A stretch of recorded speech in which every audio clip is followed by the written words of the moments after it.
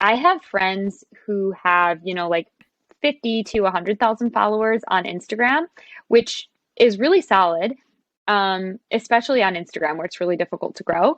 But they're making more than some other people who have hundreds of thousands of followers because that relationship that they have with their audience, like the selling power that they have. Welcome back, everyone, to another episode of the Sticks and Stones podcast. I'm your host, Stone Fredrickson, and on this show, I explore the different minds and lifestyles of very successful content creators, entrepreneurs, and investors to just try to provide you with as much valuable information so that you can become successful. Today is a very unique and special episode. I'm super excited for you guys to tune into this episode because I am joined by one of my good friends, Jules Montgomery, who's an amazing creator, entrepreneur, and overall just a great person. We go over her journey as an entrepreneur, how she was able to grow her first business to over 6 figures in just the first 2 months, how she started her agency, and how she's helping creators work with more brands. And then finally, we go over some ways that you can grow on platforms like TikTok to get more brand deals and to make a full-time living out of you doing the things that you love. She's truly amazing, and I'm excited for you guys to tune in and watch this episode. So without further ado, make sure to check her out on all the socials and give her agency a look so that way you can work with brands that you love. Lastly, if you don't mind, it would mean the world to me if you subscribe to the podcast, like the video, and share it with everyone you know, because you know your boy is just trying to grow this thing. But anyways, thank you guys for tuning in, and I hope you enjoy. So Jules, every single time I come across your content on my For You page or just, like my following page, because sometimes I go over there, but every single time I am just super inspired and admired because your content is just so authentic. It's so welcoming. And I think it was Tom Boyd that said it, and he said it perfect. It's not forced. And so that's why I'm super excited to have you on to talk about TikTok and content and things like that. But first, for anyone that's watching or listening that doesn't know who you are, please explain your story and what you do. Yeah, well, first of all, thank you so much, and thank you for having me. That is always the aim when I'm creating content, so I'm so glad it comes across that way. Some background, I thought I was going to be in healthcare for the longest time and toyed around with a bunch of different career paths. Realized that I hated being in the hospital and I wanted nothing to do with healthcare. And this was in 2019. I decided to start an e-commerce company, and it was pretty random. I had just come across the podcast, How I Built This, and got really, really into it. Loved listening to founder stories and realized that pretty much no one had a really linear path to success. And that inspired me to just try something that was completely different than what I had been doing and what I planned on doing. So I was selling athleisure, and I noticed that tie-dye was trending, and it was really early. It was in 2019, so it was pre-COVID, and I had seen it on the runway like the year before, and then I started seeing it pop up on Instagram. I saw a couple of accounts selling tie-dye, and I noticed that they were just constantly out of stock. And it was just like tie-dye sweatpants. And I was like, I can make that. So I bought a bunch of white sweatpants, and I had my sister help me tie-dye them. And then I took self-timer photos, plastered them on this brand new brand Instagram. And I started DMing the people who were leaving comments on these competitors' accounts. And I was just sending them discount codes. And I was like, hey, we have these tie-dye sweats just restocked. And that's how I got my first few customers. I learned to run Facebook and Instagram ads, sent the sweats to a ton of influencers as PR, and then started doing paid collabs. And that's how I got into influencer marketing and just content marketing in general. And then when the pandemic hit, I all of a sudden had all this extra free time because I had no social life. And I started to post on TikTok. And I tried out a bunch of different content styles. I talked about business, I talked about mindset, I talked about content marketing, and all of the content marketing related content did the best by far. So I continued posting in that vein. And then, sorry, this is such a long story. No. Keep going. So So this content started to blow up. I remember my first video that really took off was one where I told people there was a trend called pictures of me that went viral on Pinterest check. And people were making it seem like these photos of them ended up on Pinterest and just like went viral on their own. And I made a video showing people how you could link your Instagram and your Pinterest. And I was like, hey, this is something people are doing on purpose. They're using Pinterest as a marketing tool. They're not like the paparazzi isn't putting them there. And so that video got like 1 million views and I had no followers at the time. And I was like, oh my God, TikTok is so cool. So that's where I started posting a bunch on TikTok, giving all kinds of advice on collaborating with influencers, marketing, that kind of stuff. And I was running influencer campaigns at the time, which came out of my e-commerce brand. So I was running my own influencer marketing, which allowed me to scale my e-commerce brand really quickly. And then I had some friends from school who had e-commerce brands, and I started pitching to other people and taking over other people's influencer marketing. So I was running this agency at the time and posting on TikTok. And then when COVID hit, first the athleisure business blew up and just scaled like beyond my imagination. And then the textile mills and the factories shut down and you couldn't get your hands on any merchandise, any stock. And so then I shut that down and I went full time with the agency and the posting on TikTok. Love it. I love it. There's so much to go over in that story, but I want to first start off with e-commerce because this is something I've been talking about on my other channel. Because it's like, yeah, like right now it's way over, it's saturated than it used to be. But I think, I mean, I started in e-commerce and I think it's still a great way to get yourself into the business realms, especially with something like drop shipping. To learn all these skills, website development, ads, Facebook ads, Instagram ads, designing products, researching products. But I wanted to ask you, like, when starting out, like the tie-dye, like, how much did you think about, like, how did you go about it? How did you order? How much did you order? What did you, like, what colors? Like, how did you go about all that? Yeah, I think the biggest lesson that I learned in trying the tie-dye thing, and that was my first business venture, was that people want this guarantee before they go put in a ton of work. And I think that's the reason that everyone loves the higher education route, because they feel like, oh, if I study this, I'll get this job and I'll make this amount of money. So it's guaranteed output for my input of, 4 years of studying at college. But I don't think it's that straightforward. I think we convince ourselves that it's that straightforward with a traditional path, and then we convince ourselves that it's so risky to take a non-traditional path. I think that in life in general, you're never going to know what the outcome is until you put forth effort. So I just started trying stuff. I was just like, I'm fully committed to this until I get at least one sale. And that's when I'll like reevaluate and decide, like, do I like what I'm doing right now? And I was like, I'll just do whatever it takes. So when I came across it and I was decided that it was a good opportunity, I was keeping my eyes open for something because I wanted to try something in the e-commerce space for a long time. By the way, the first thing that I had passed up on in e-commerce, like 2 years prior to that, was jade rollers, like the face rollers. Yeah. Yeah. So I read about those in a Korean beauty, like a skincare blog. And they were like, these are going to be huge in the US in the next couple years. And I had a cart full of them on Alibaba. And I was like, I don't know, this could be just like a really big waste of $500 though. And like what a ridiculous, but at the time I was in college and working like a minimum wage job and it seemed like so much money to me. So I passed up on it. And like 6 months later, Kim Kardashian posted using a jade roller. Oh. I was like, no. Oh my. So I committed to myself. I was like, okay, the next time you see a good opportunity, you're just going to do it. And whether or not it works out, at least that way you tried it, as opposed to like, passing up on it and being like, oh my God, what could have happened if I did that? Yeah. Yeah. I love that. And it's like, I think when I started out, I was just like watching so many YouTube videos.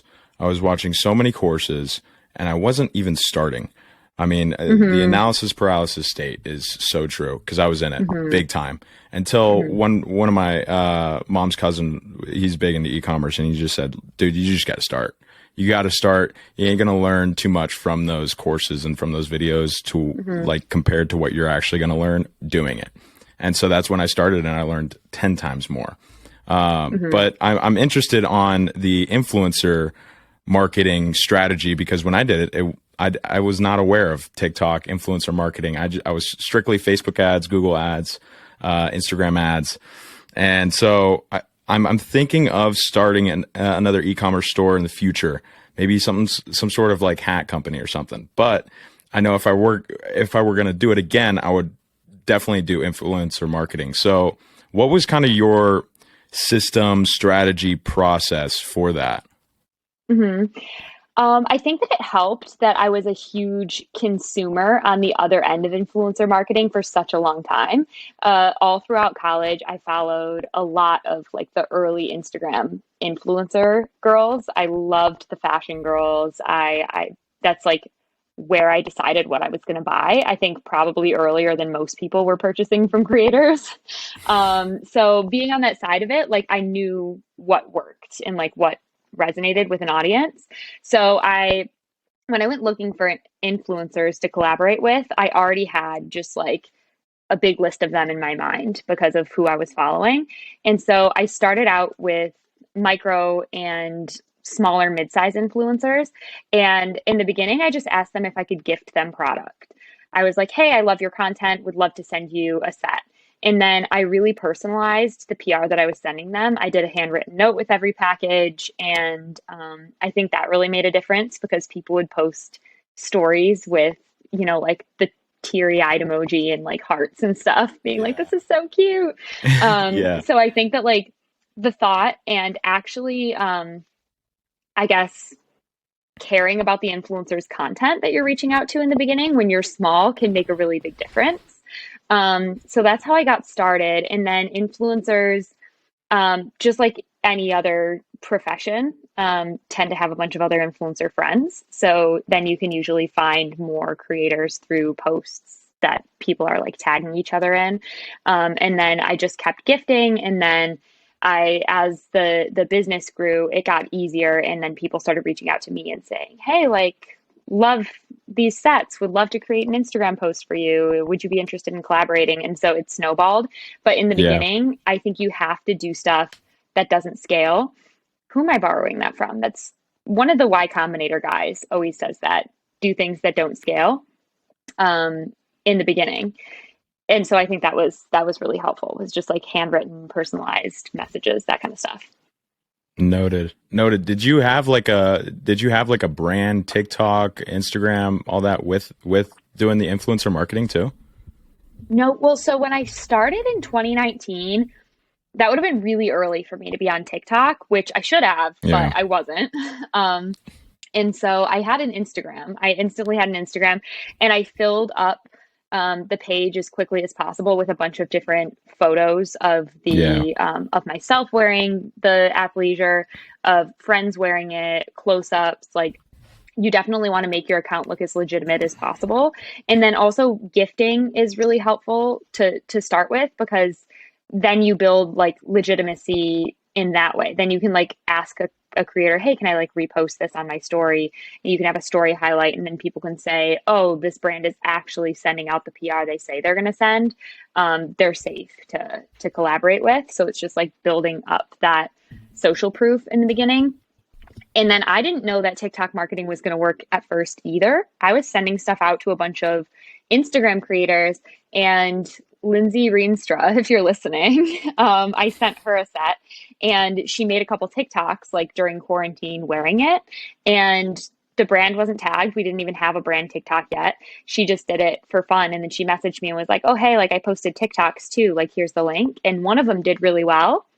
And it ended up selling like 12 grand of yeah, Wow. of these sweatpants.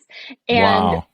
I wasn't tracking it at all, but all of a sudden like our purple color just like just 12 grand of it sold in like 2 days. And me and my sister were like, why is all the purple selling out? And I go back and look at Lindsay's TikTok, and sure enough, it's like blowing up. That's insane. That's Yeah. insane. So like now, do you think small brands like that should have a TikTok, and if so, like what content should they be creating? Yeah, absolutely. I think that now more than ever, like you were saying, the space is really crowded. Con Consumers have so many choices when it comes to Yeah, who they purchase from. So giving them a reason to purchase from you is really important. I think that every single entrepreneur should be on every social media platform, especially TikTok. Um, and share the behind the scenes, like share the emotional roller coaster of being a business person, share the good and the bad. This would have been really helpful to me.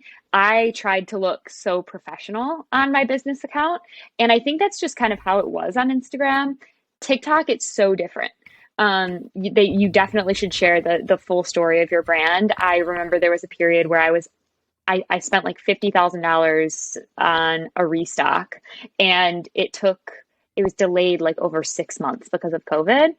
yeah, And people were commenting all over my social media, like, what happened? Is this a scam? Like, what happened to the business? Like, and I had no new content to post. There was just like yeah. nothing.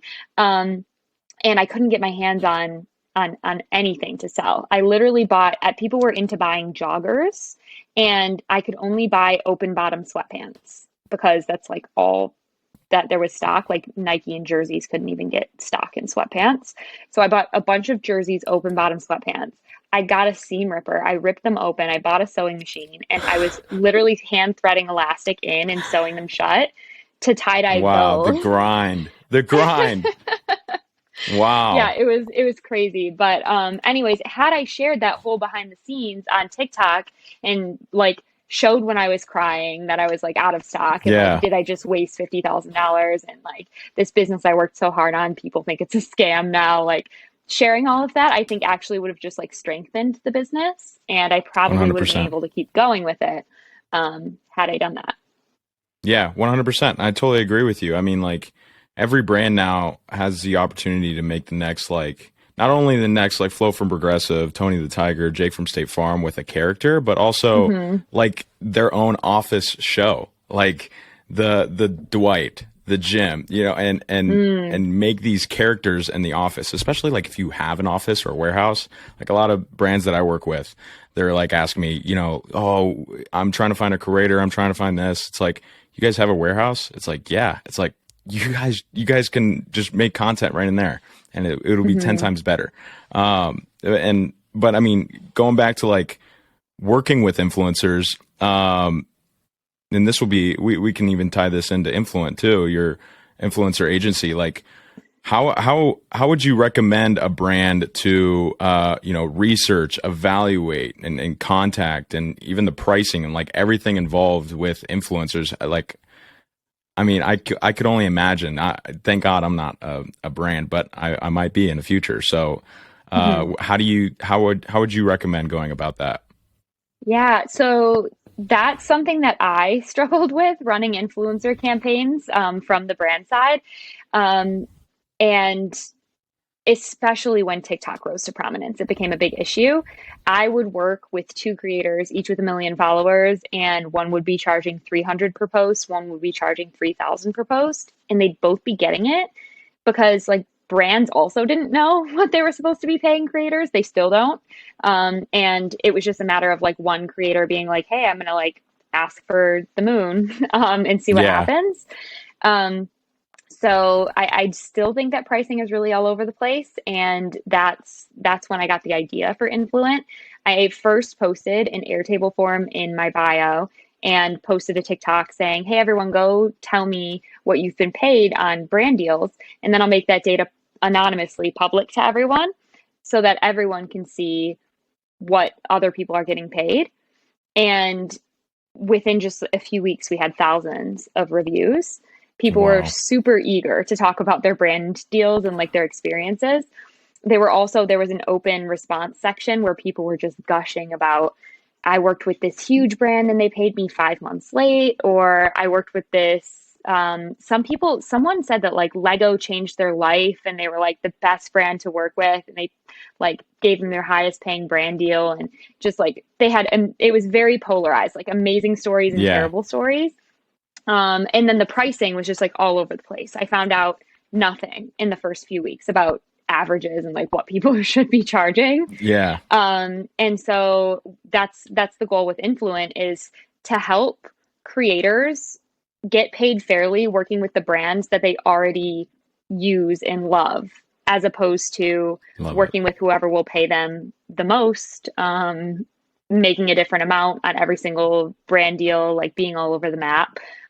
Just really trying to make the communications between brands and creators better, because it's so all over the place right now. It's Yeah. emails and DMs. No one knows what to pay. No one knows what to Yeah. charge. Yeah, and that's why I like Influent, because it's just not it's not just campaigns. It's like you got the calculator in there, you got the reviews in there, you got even information on like how to grow, how to monetize, and so that's why I really love it. But like from coming from like myself as a creator, like it is very hard to judge how much you should charge, because not every follower is the same. One creator could have 10,000 followers and every single one of them would buy their product, and another person could have 100,000 followers and not one of them could buy their product in a million years. But so how does a creator like myself evaluate that and say, okay, I'm going to charge this amount or include this? Like, what are the do's and don'ts, and how much should creators like evaluate themselves? Yeah. So not to plug myself, but if you want to figure out what you should charge, you can literally put your username into the calculator at influent.nyc. And that, I can't even describe the formula behind that calculator. There's this like really complex formula based on all the data we have, and then it adjusts for your niche and your engagement rate and all of that, because all of those are huge factors. The really old-fashioned method is like a penny per 100 followers is what you should be paid for a single deliverable. But then again, that varies with like, is it an Instagram feed post? Is it a story? Like, so I would just go type in your username and it will pull data, and let you know what you should be Do you charging. think So, how like I'm sure you've probably tried it for yourself or people that like yeah. how accurate is it? Like if you were to say, okay, I know this creator, if I were this creator, I'd be charging this amount, and then you plug that creator in, does it give you the same amount, like same range, or is it off a little bit? Yeah. So right now it's pulling off of Instagram data, and Okay. it's really accurate based on what I know about Okay. Instagram. And Awesome. we're working on allowing you to like toggle between all the different platforms. Really excited to get TikTok up there. But yeah, so far it's accurate, and you can kind of take the rate that it gives you on Instagram and extrapolate that to see what you should be making on TikTok. Again, with the niches, if you are a lifestyle creator, I would say that's like baseline. You should be actually making probably close to a penny per 100 followers on like a single deliverable. If you're a finance creator, you could be making like 5 to 10x that. Oh Just wow. based on what brand you're working with, because as a lifestyle creator, you might work with like a really big, awesome like D2C brand, which has like a healthy budget. As a finance creator, you could be working with Afterpay or Mint, or someone with like a really Right. huge budget. Yeah. There are just like a lot more multi-billion dollar fintech companies than there are D2C companies looking to collab with lifestyle creators. Furthermore, finance creators, there aren't as many of them who are really credible as there are really great lifestyle creators. Yeah. Yeah, I am, and that's like another thing that I always say is like it just depends like on your niche, obviously, but Mm-hmm. also like your follower to viewer ratio, your engagement rate. Mm-hmm. And I let the market decide. Like after a couple of times when you work with brands, you'll get an understanding and be like, okay, I should be in this range. And I always tell people, it's like, if you offer a rate and they accept it right away, you probably didn't charge enough. It's good. You want them to come back, with a number, and it's good to have some negotiation in there. But just a little selfish question.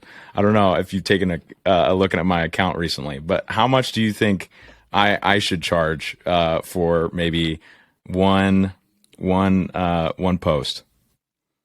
All right, hang on. I think you actually might be similar to my rates based on the last time I looked at your account.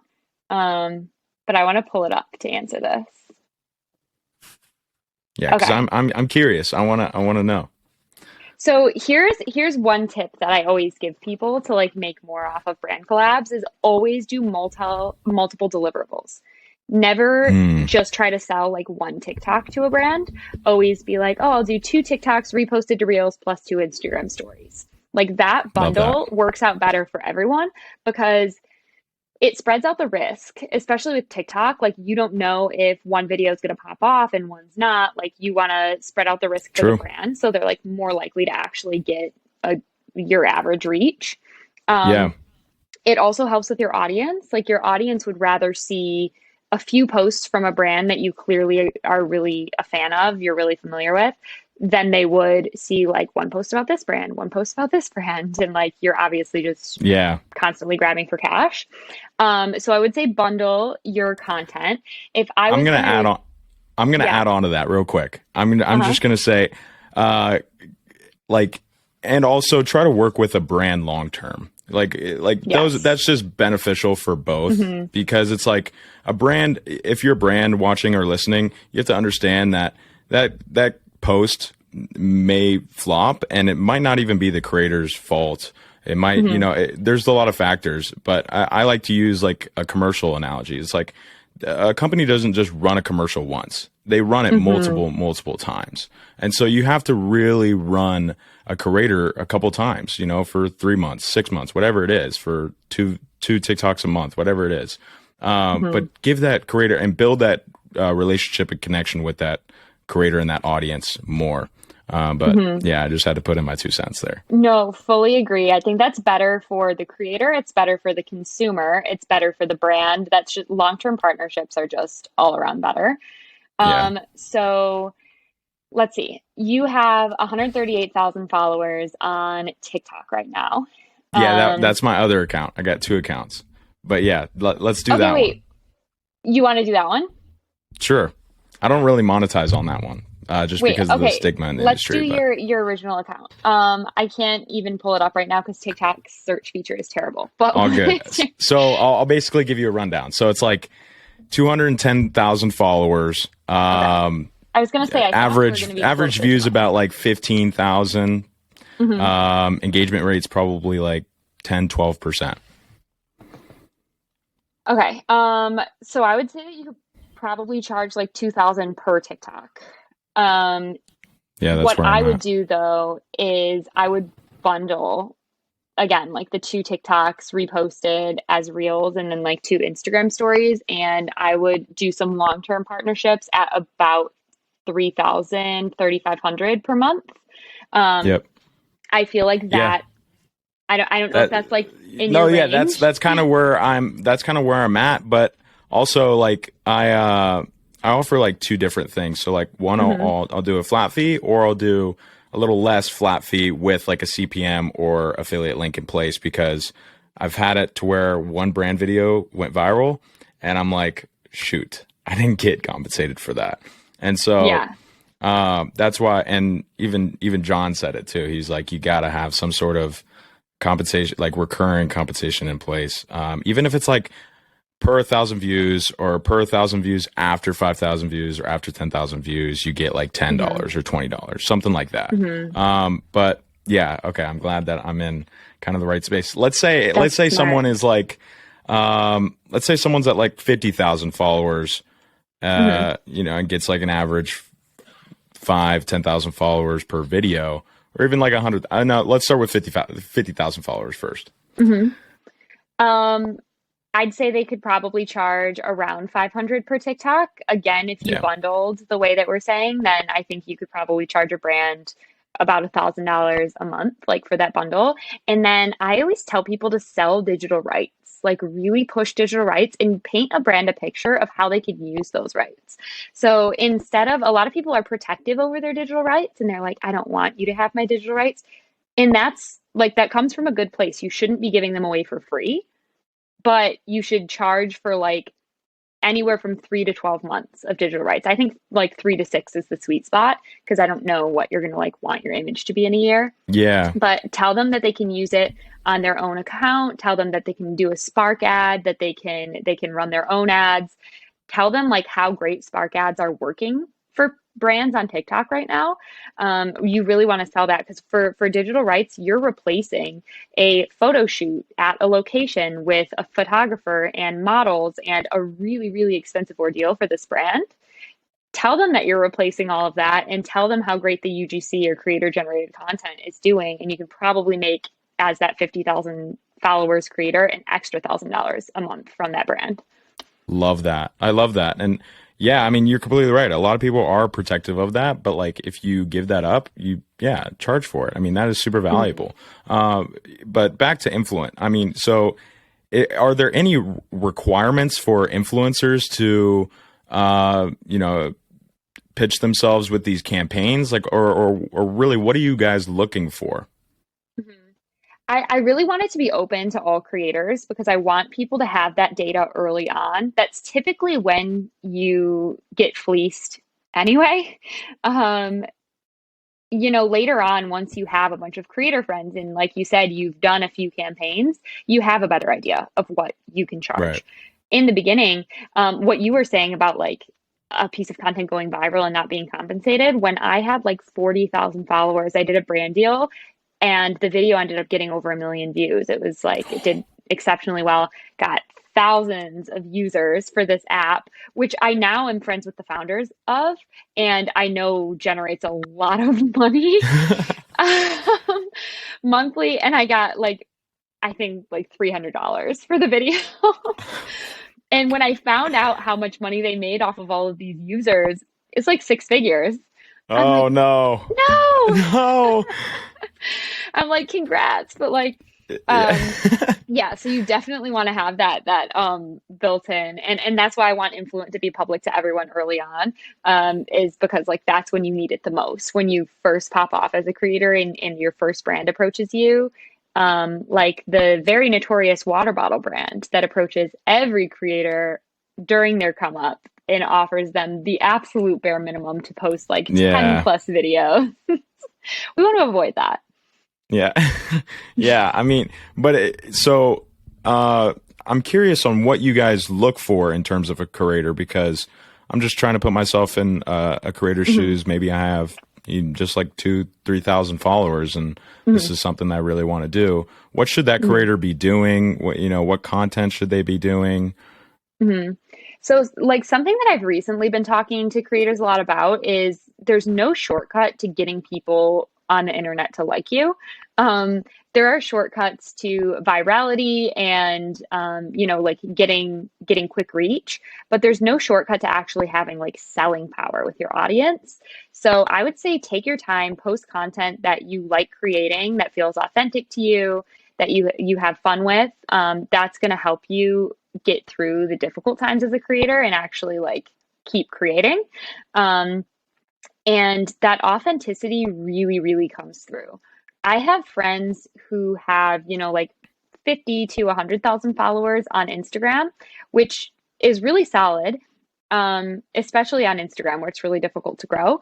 But they're making more than some other people who have hundreds of thousands of followers because that relationship that they have with their audience, like the selling power that they have. Tinks is a really great recognizable example of someone like that.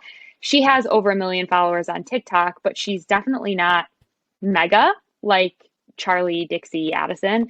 But her selling power is crazy. Like the people at these social media platforms know her name and they don't know other people who are larger than her because she sells. She has that relationship with her audience. So I would say like be authentic, be as candid as you can, overshare with your audience as much as you can, because people are nosy and that's how they end up feeling close with the creator and like they're friends with you and like they actually want to purchase from you.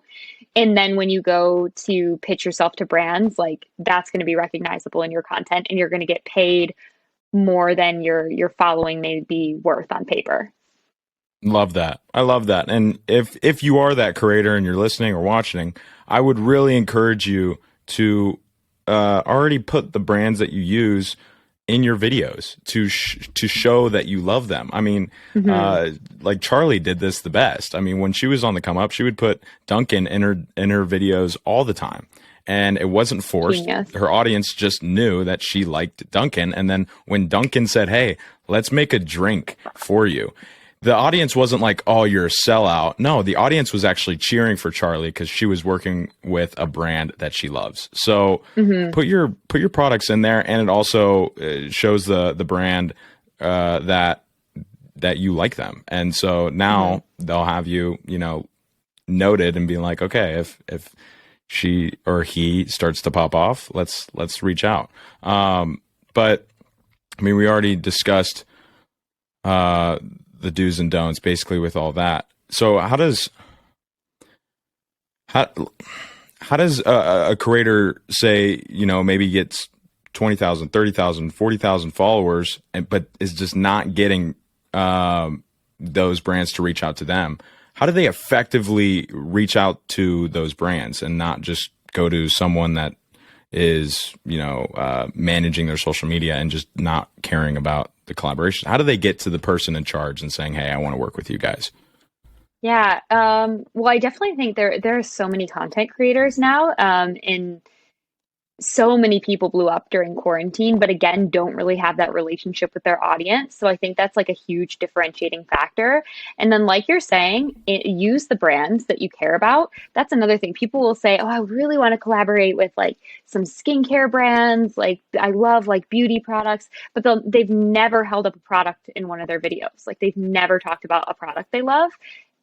Your audience is going to be so confused when you do that for the first time. It's a brand deal. Yeah. And you're going to be really difficult to pitch to brands in the first place because they're not going to be able to envision you working with them.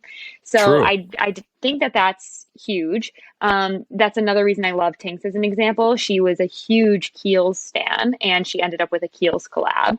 She was a huge Chipotle stan, ended up with a Chipotle bowl. Amazing. Huge Erewhon girl. She actually has a smoothie called the Tinks. You can order at Erewhon now. So I definitely think that like that there's huge value in that. And then you can actually use that to pitch to these brands too. You can send them a link to your content and be like, hey, this video where I talked about your product got 100,000 views. I would love to create like have an ongoing partnership with your brand because I'm actually just like a huge fan of it and my audience loves it as well. I think that's a great way to pitch. And when you pitch to brands, if you don't already have that video, that example to give them, then I would paint a picture for them, like help them because it's difficult to come up with creative no matter who you are. So if you as a creator know what works for your audience, then tell the brand how you would work their product into your content. Say, I always make iced coffee and have a chat with my audience. I would love to use Starbucks iced coffee and be a partner. Like these videos always do really well. Like, here's how they've done in the past. Help them see how their brand will fit into your content. Yeah, exactly. And if you're a creator, I mean, don't be afraid to stand your ground and say, hey, you guys came to me. Like, I know my audience the best. Let me kind of structure this video on how I think it will perform the best. And that's why you want to have some sort of affiliate link or CPM in place to where you're more encouraged to make that video good so you make more money. And if that brand gives you a very structured video, hey, we want this, we want this, we want this. For me as a creator, I'm like, look, I don't want to work with a brand like that. And like what Jules said, I mean, when you start putting brands into your content, it might be a little awkward, especially for your audience. They're probably going to be like, what? But the more you do it, the more familiar your audience is going to get with them, and the more comfortable you're going to get with involving those brands into your content and saying, okay, I can involve this brand like this. I can involve this brand like this. So it's just experience. And, but one thing I really wanted to touch up on, the kind of like the last TikTok type question is, because I mean, started off as like a badass TikTok coach, videos. So I wanted to ask you, what are like some important aspects people should focus on when creating content and growing their audience? You mentioned the hook, we all mentioned free valuable content, but what are some things that people should be focusing on? Yeah, so I think it has shifted a little bit since I first started. I think back in I started actually in January 2021. So I think in 2020, 2021, you could really, really replicate this viral content style, and there weren't that many people to compete with. So it was pretty Yeah. easy to get stuff to pop off. And I think it's definitely more challenging now. But I think there are a few tricks that you can use that are still helpful. So for one, people really prefer jump cuts to single take videos. So that's just actually makes it so much easier on you as a creator. You only have to get one or two sentences right at a time, and then you should just cut so that the video is in multiple small clips. I love editing in CapCut. Best editing app, hands down. Made by ByteDance, super intuitive tools. Actually can't believe it's free, but I think their end game is just getting people creating on TikTok. So love doing CapCut. And then I like changing the zoom on some of the frames. So you could literally just pinch the screen and have a couple of your frames a little bit more zoomed in than others. That really helps with the engagement, keeping people's attention. Yeah. Another tip, and I noticed this while over consuming, again, Tinks's content. She cuts off the first word of what she's saying in each clip. So instead of water bottle, it starts as otter bottle. And I know that sounds so ridiculous. Yeah. But cutting that off a little bit helps watch time. And I've seen this work for multiple creator friends. I'll tell people to do it, and they're like, oh my God, it actually helps. I think it comes from our shrinking attention spans, really enjoying content that feels like it has all the fluff taken out of it. Yeah. I'm not wasting a second of my time waiting for you to say this word or take a breath. So that really helps. And then just jumping right into it too. So it used to help to have these sticky kind of intros where it's if you want to, or if you've ever with you in the first sentence. I'm not against having you in the first sentence, but you should actually make it feel like they're entering a conversation with you. So you should just already be talking about what you want to talk about, skip the actual intro. TikTok themselves calls this breaking the fourth wall, when your audience feels like they're FaceTiming with you or having a one-on-one conversation with you. And that's when you start to build that rapport with your audience, and that you actually have a relationship and a community, as opposed to just viewer consumer. So I think the more you can be authentic and make them feel like they're just entering a conversation with you, the better. Last tip is just overshare. People are so nosy. They want to know everything. They want to know what brand of water you're drinking. They want to know what time you wake up. They want to know, do you go on a walk every day? What's your morning routine look like? What's your favorite food? And then every video might not pop off, but the sum of all of those is people feeling like your internet friend. And when they feel like your internet friend, you can sell to them, and you can do it in a really authentic way. It's not you have to push products you don't believe in, and it's not this manipulation. It's you're actually digital friends. And when you come across the best mascara you've ever found, you just tell your internet friends, and then it sells. Yep. Yeah. Yeah. The one point you said about cutting the word off, I noticed that when I would do here are 3 ways to make money as a content creator, I would now just cut off here are, and just 3 ways to make money as a content creator. And so, and even the other point that you made on just getting straight to it, I've recognized that's way better. Instead of saying simple, important tip when you do this, and then saying it, just say it, and then say it's simple, it's easy to do, why it's super valuable.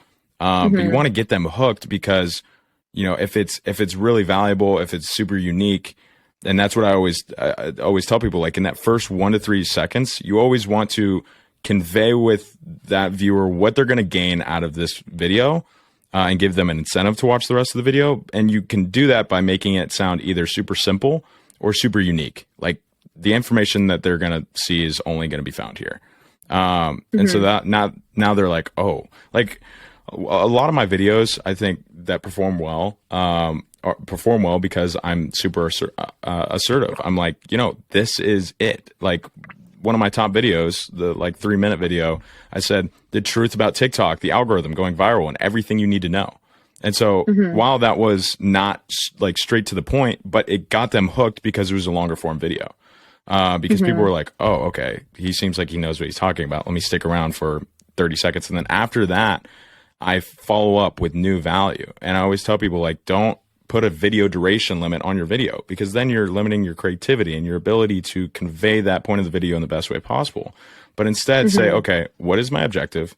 Let me, I got to convey this in the most simplistic and easiest, but most importantly, the shortest way possible. If that takes 15 seconds, awesome. If it takes a minute and a half, that's fine. As long as you're not wasting a single second, that could be replaced with new value.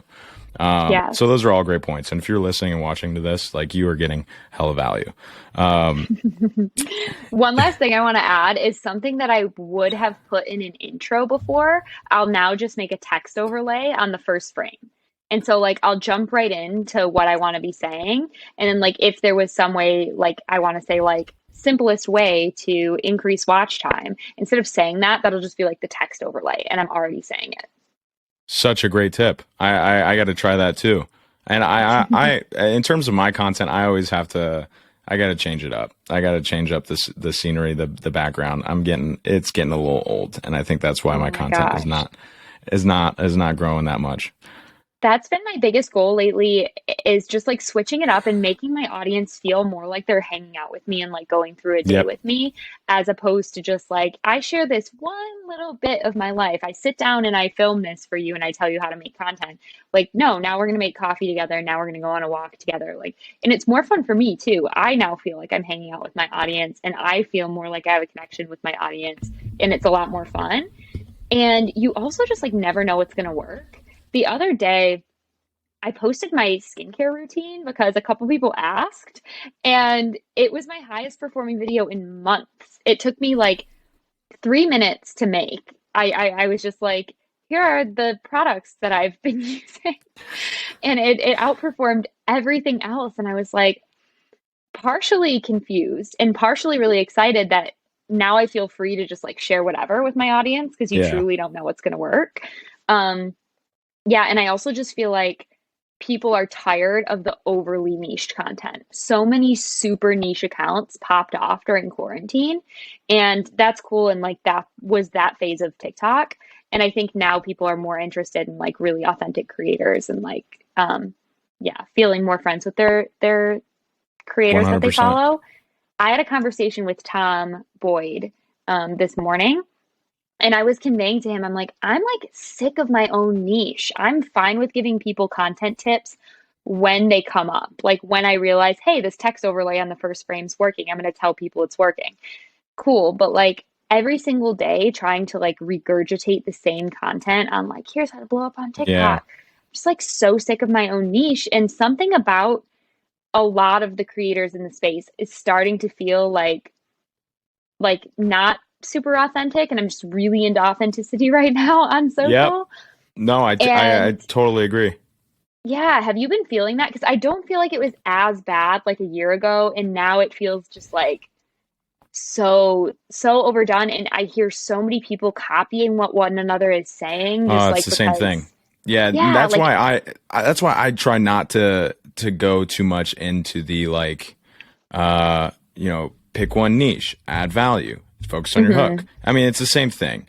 And I try to say, okay, like if you want to become a creator, you should strive to create a business, because it's super, it's a great opportunity too. And you should not focus on the follower count, because every growth account now is saying, here's how to go viral. Here's how to grow followers. Here's how to go get more likes, get more views. It's like, none of that really matters in the end. You know, all you need is Yeah. about 1,000 to 5,000 loyal, strong followers. Right. There's a cheat code to getting reach. There's not a cheat code to building actual influence. So it's like it's pointless to use all of those. Like maybe a little tip here and there can help you have a better chance of reaching the people who want to see your content. But Right. like overall, like consuming a ton of that isn't going to do anything for you. And Tom was like, it feels like a giant MLM right now. Like I, so like so much of this space is like here's how to blow up and people are growing by Yeah. saying that, but they've actually never grown like another account, like they've never Yeah. grown doing anything else, they've never marketed anything else. And so it's just like this super inauthentic, like other people want to blow up, so you're pushing how to blow up so that you Exactly. blow up, and it's Yeah. just like That's why I feel like kind of comfortable because I've already done it. And hmm I still do it. Like I still want to be in the hmm trenches. I don't want to be that guy to just, go really hard into TikTok, even though every single person I talk to, even John was like, dude, you shouldn't even be creating content over there. You should be strictly on Coach Stone. And I'm like, well, I want to be in the trenches still. I still want to be yeah. creating content so that the Coach Stone, audience could see, oh, this is how he creates content. This is how he provides value for teenagers, for investing, and for building wealth. Because there are a ton of people that just don't do that and just hmm say the same stuff that we say, and I mean, they haven't even done it, but for yeah. themselves to say it. It's like affiliate marketing when it was big in like 2020. Now people understand it. But speaking of which, I want to wrap this up with talking about money. I love talking about money, investing, and normalizing that because that's what got me into content creation. And so I wanted to ask you kind of what your view is on money. How do you handle money? And if you're comfortable talking about it, giving us an idea of how much you make and kind of what you do with that. Yeah. So I guess I was super like I was taking a super traditional approach to building wealth when I was younger, and I kind of just thought I had to get an advanced degree to make money. And I weirdly enough, like business was always in the back of my mind. I thought like, oh, I'll get my advanced degree and then I'll go part time and then I'll invest in real estate or I'll do like I don't know, like I always had some kind of businessy Yep. plan cooking, but I just never viewed it as something that was realistic or safe to do full time.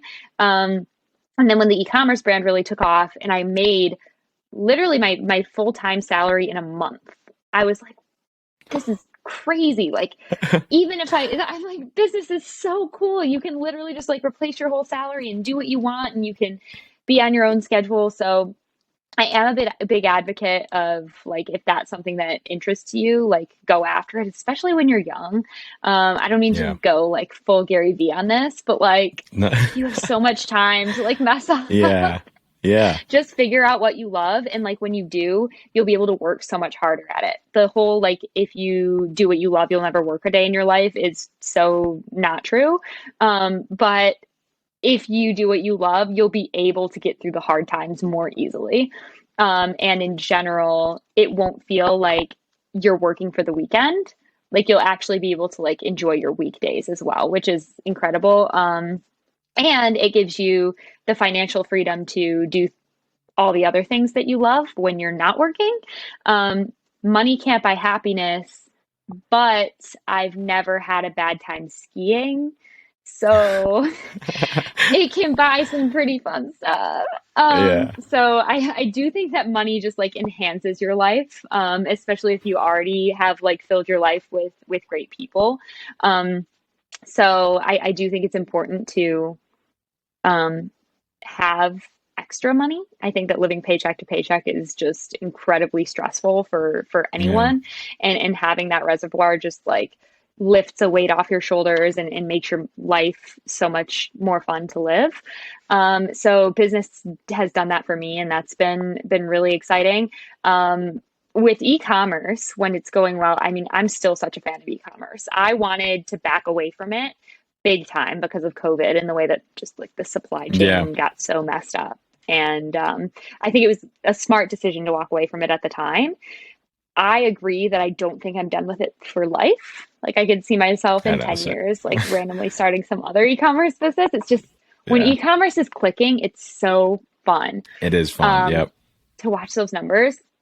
So yeah, at the time I made like, I scaled it to 6 figures in 3 months from launching it, which was Insane. just wild. I think I And started like four different stores. I did the Amazon FBA, the print on demand, the drop shipping, yeah, ordering products in house. hmm Didn't even get close to that. yeah.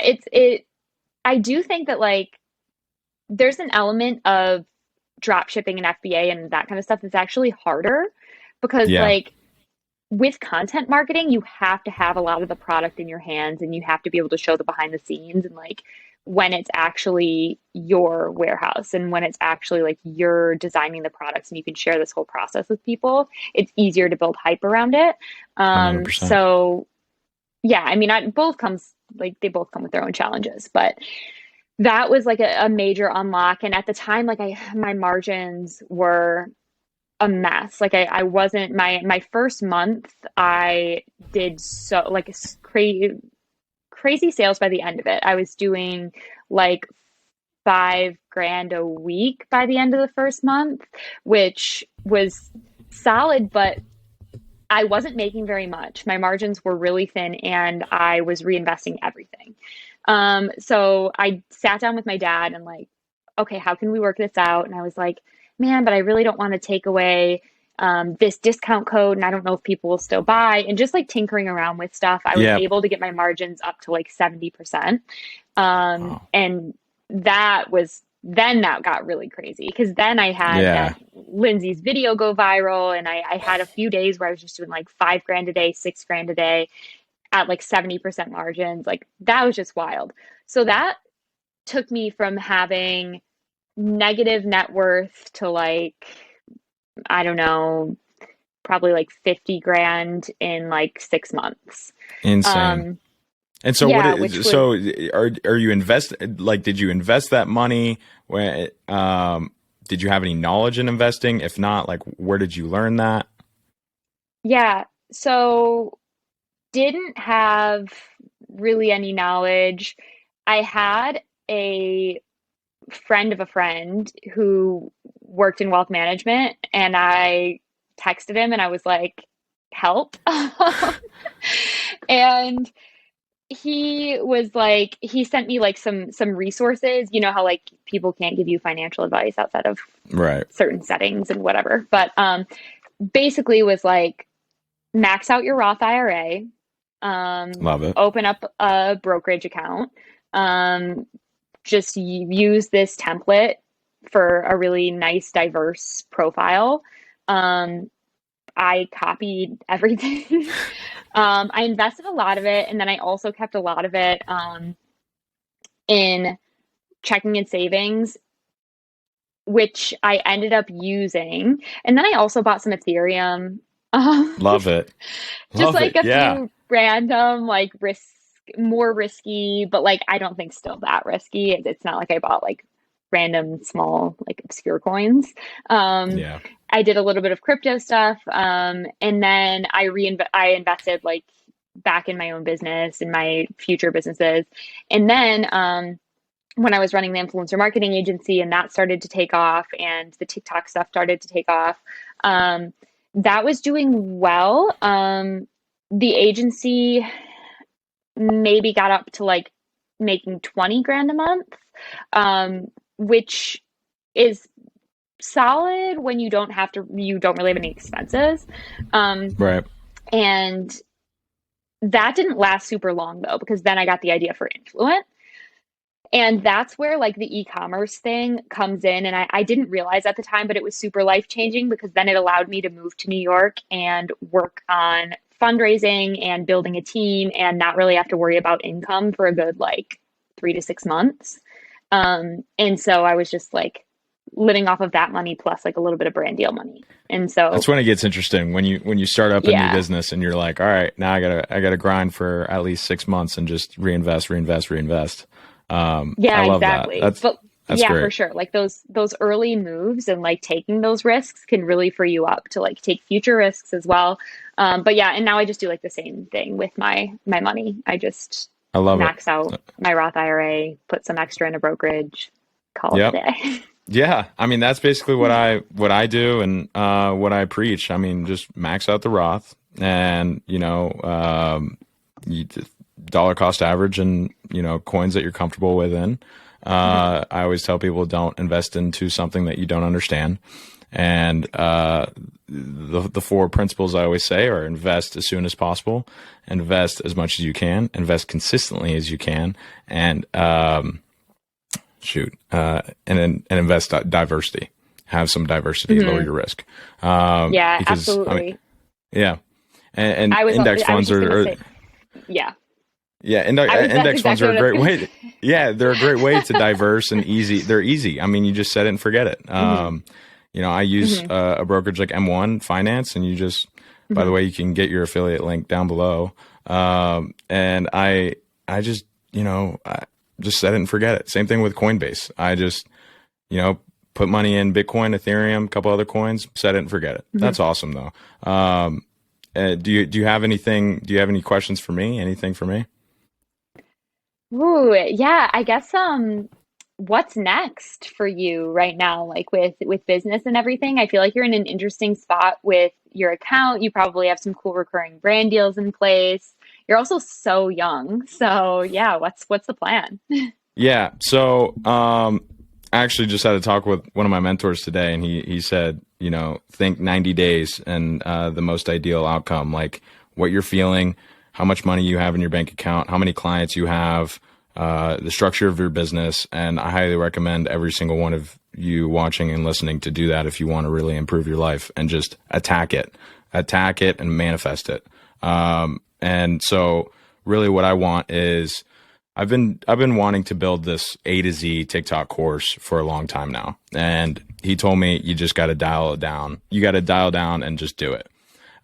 So I want to have that. And there's a couple unique ideas I have for that, which I'm probably not going to share on the podcast because someone listening might want to make a course and might want to steal it. So stay tuned for that. But I want to do that, have like a full A to Z for brands, for influencers, creators, have that set, have a community set, like a Discord, maybe even a paid Discord as well. And then once I have all that set, I really just want to start building out my team. I have a couple people. I have like a VA, an editor, but I want to start getting people on to train them with TikTok, consulting, coaching, managing accounts, creating content, working with brands, even just filming too, like having maybe like an academy of which you go through and then you could possibly work for me. That's something that I really want to do, and so I can scale my business, because there are a Hmm. ton of people, businesses, entrepreneurs, big personal brands that are not even on TikTok. And I want to get to a point to where I'm the one calling them and saying, why aren't you on TikTok? Let's get you on TikTok. This is what we're going to do, and Hmm. your business is going to change.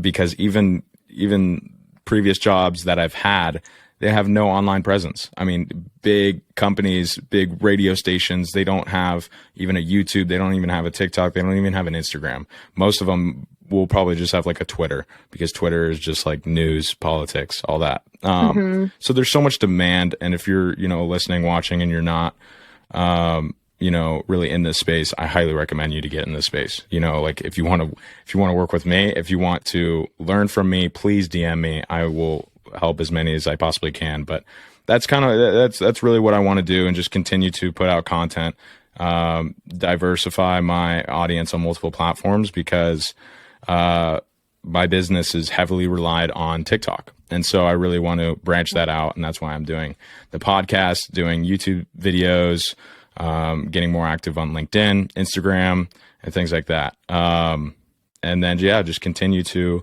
invest in, stocks and assets. But I want to start to invest more in my business, and scale it more. Amazing. I love that you said that you have a mentor already. I think that everyone should get a mentor as Yep. soon as humanly possible. And it's one of the best possible ways that I feel like you can find a mentor is just by offering to work for people who have more 100%. experience than you do for free. That's what I That did. has been just like literally one of my most life-changing decisions is when I started saying yes to like helping people with stuff for free. I've just met insane people like venture capitalists, amazing Yeah. people in tech, like my mentors. That has just been life-changing. I think that's like one of the biggest, like really solid early life moves you can do. And it's Yeah. crazy that you did it in high school. I'm so And glad you that's brought that all up. sounds like, I'm yeah, so like I think you're glad gonna because crush it's it. like my mentor, that's what I do for him. I manage his TikTok for free. I take his YouTube Hmm. clips, I edit them. I don't even do this for any of my clients, but I'm doing it for him. And if I were Hmm. to do it, I would charge a ridiculous amount, but I'm doing it for him Yeah. for free, posting every single day, great editing videos, and it's also going to be a testimonial for me. So it's a win-win, Hmm. and he's helping me, and he's a very successful person, and so yeah, I mean, and that's like another thing. Like I really recommend, especially if you're young and you're listening or watching, you gotta just reach out. Hey, this is what I'm instead of saying what can I do for you, that's you're asking what value you're providing. Instead, show what Hmm. value you will provide. Provide Yeah. three videos, three photos, and say this is what I can do. Let me start. Hmm. I'll do it for free. I just want to learn from you. I want to be more involved in your journey and your mission, Hmm. because you got to increase your network, and it like that'll just change your life. And it Yeah. changed. That's why I love what I do so much, because I have clients that are fitness trainers, accountants, Airbnb, commercial real estate. And so if I wanted to get in these industries, I can reach out to them. And so Exactly. life is all about just providing value. Same thing with Yes. money. It's just money is a tool for exchanging value. Like, Hmm. uh, you buy something from a grocery store, Netflix, they provide you, movies, and you give them money. Hmm. So it's just a tool for exchanging value. And so you always have to provide value. Yeah. Yeah, I love that. I think that's just so smart. And also like young people, don't sell yourself short. There's so much value that you can bring, like something that like if you want to work with someone who's really experienced in some industry, offer your experience with social media. Like offer the fact that you grew up on an 100%. iPhone, you know? There's so Yeah, many for people sure. that don't even know how to post an Instagram story. I mean, Yeah, if you're exactly. 18 or 16 and you're hearing this, there are people that will pay you thousands of dollars to post Instagram stories and feed posts if you do that for them. I mean, Hmm. trust me, you just have to take the initiative of reaching out and following up. I mean, there's people that I will always name this example because it's probably the best example. The iced coffee hour with Graham Stephan and Jack. Jack is Graham Stephan's assistant, and Graham didn't get back to him until Jack followed up 9 times. And so it's just following up and reaching out. And Hmm. if you're sitting around, you're bored, or you don't have any incentive to, change the world or whatever. Like I always say, then it's a failure to understand your true potential and the value of your time. That's Yeah, absolutely. You're yeah. wise beyond your years. Do you have any resources to recommend people? Like, did you read a book or like get into certain podcasts? Like, what changed your mindset like this? Or like, were you raised like Um, this? no, I wasn't raised like this. I'm fortunate enough to be raised in a pretty wealthy household. I didn't really have to worry about money, but that I think is the reason I got so interested into it, Hmm. because I didn't want my parents to keep giving me money. And I was like, you know what? Every single time they give me money, it's just more hours they have to work. And so I want to create my own legacy. Like I want to build my own shit. And so I was just like, let's do it. And I think I really got into it because I liked cars. I liked watching a lot of people on YouTube that were really successful in real estate and businesses. And so I was like, I want to be doing what they're doing. Hmm. And so I got big into business. I watched a bunch of YouTube videos. In terms of books, the only really books I've read are Think and Grow Rich, How to Win Friends and Influence People, and Rich Dad Poor Dad. And I read those. I'll probably read them again because I just love getting information. And with books, like you will never obtain all the information, let alone utilize it. So like you can Oh, I read reread books. them so much. Yeah, you can read books like multiple times. And YouTube video, like YouTube channels that really helped me were like Graham Stephan is by far one of my favorite YouTubers. But like Gary V, I mean, just like people that are like have that mindset. Like as soon as that was like another thing that really helped me is like changing these algorithms or like making these algorithms know that I want this content. And so they'll keep placing this content in front of me. Same thing with TikTok. Like TikTok can be really beneficial for you if you make it beneficial. If you make it to where you interact with mindset, motivation, inspirational, financial literacy type content, the algorithm will read that and put that content in front of you. Same thing with YouTube. And so now if you look at my algorithms, like it's kind of, I don't think it's embarrassing, but like when people will pull up my computer or pull up my Xbox to watch YouTube, it's just a bunch of like 0 to 100,000, or how I became a millionaire, and it's just like a bunch of like entrepreneur type content, and they're like, dude, is this all you watch? And I'm like, yeah, let's go to a different account. But yeah, I mean, like just surrounding that, you are who you hang around with and what you hang around with. Like just surrounding yourself with that type of environment really, really will change your life. Absolutely. I think you're going to crush it. I'm excited for you. Thank you. I'm excited for you. And I mean, you already are crushing it. You've been crushing it since, ever. I mean, you're one of the creators I really admire and inspire. And so that's why, I was super excited for this. And thank you so much for coming on. Thank you. Yeah. Thank you so much for having me. This was fun. Awesome. Well, that's going to do it all. That's going to be all for this episode of Sticks and Stones. Thank you guys so much for watching and listening. Make sure you subscribe to the podcast on either Apple Podcasts or Spotify. Rate it 5 stars, and also share with everyone you know. And then subscribe to the YouTube. Hit the like button. Leave all your comments down below. I always check those and reply to those. And if you don't follow me already on TikTok, be sure to check me out at Stone Fredrickson, at Coach Stone. Plus, follow my Instagram, add me on LinkedIn, and check Jules out all in the links down in the description. And I'll see you guys in the next episode. Peace.